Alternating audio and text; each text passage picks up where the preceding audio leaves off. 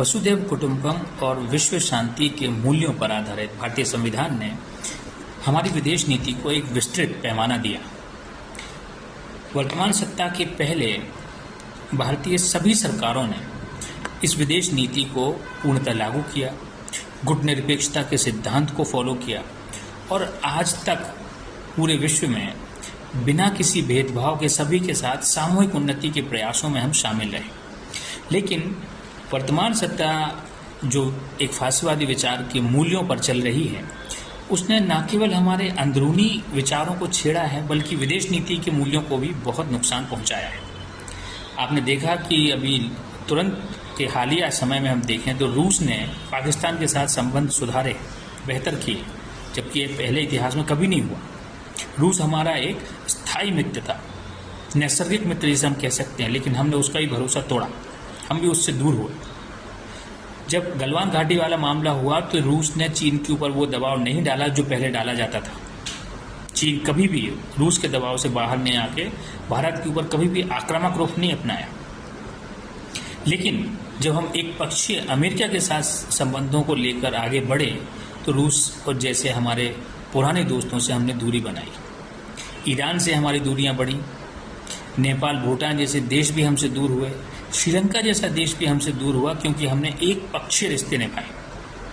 हमने जो गुटनिरपेक्षता और विश्व शांति वाला मूल मंत्र था उससे दूरी बनाई। आज हम उसका परिणाम भुगत रहे हैं कि आज जब पाकिस्तान की तरफ से जो एक पोषण प्राप्त आतंकवादियों ने हमारे ऊपर पहलगाम में आकर हमारे 26-28 लोगों को मारा, उस घटना के ऊपर विश्व के वो देश भी हमारे साथ खड़े नहीं हुए जो लगातार हमारे साथ होते थे। ये हमारी विदेश नीति का बहुत बड़ा नुकसान है। आज हम किसी भी तरह व्यापारिक दृष्टि से अगर ये साबित करने की कोशिश करें कि हमने विश्व में बहुत तरक्की की है तो ये एक झूठा दावा है, क्योंकि आज हम अपने मित्र खो रहे हैं। हमने अपने आसपास के जो हमारे सीमा से लगे हमारे पड़ोसी हैं उनमें हमने इंफ्रास्ट्रक्चर में इन्वेस्टमेंट करना कम कर दिया, शायद बंद कर दिया हो, क्योंकि ये जानकारी देने वाली सरकार नहीं है। इसने पारदर्शिता का पूरा अभाव रखा है। हमारा ये सिद्धांत था कि हमने अपने पड़ोसी राज्यों में अगर हम शिक्षा के प्रसार में मदद करते हैं तो एक शिक्षित माहौल हमारे परिवेश को मिलता है, हमारी बॉर्डर, हमारी सीमा उससे सुरक्षित रहती हैं शिक्षा के दबाव में, शिक्षा के प्रभाव में।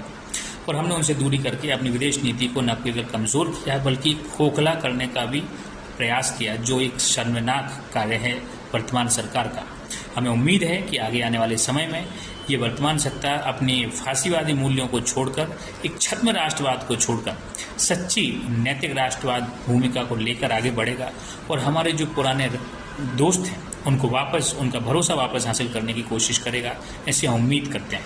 और फिलहाल जो नीति उनकी दिख रही है उससे हमें ऐसी उम्मीद नज़दीकी भविष्य में पूरी होते हुए नहीं दिख रही है। उम्मीद करेंगे कि जनता इस बात को समझे और जल्द से जल्द वर्तमान सत्ता का परिवर्तन करके भारत को फिर विश्व शांति और नैतिक मूल्यों पर स्थापित एक राष्ट्र की ओर लेकर जा सके। जय जगत।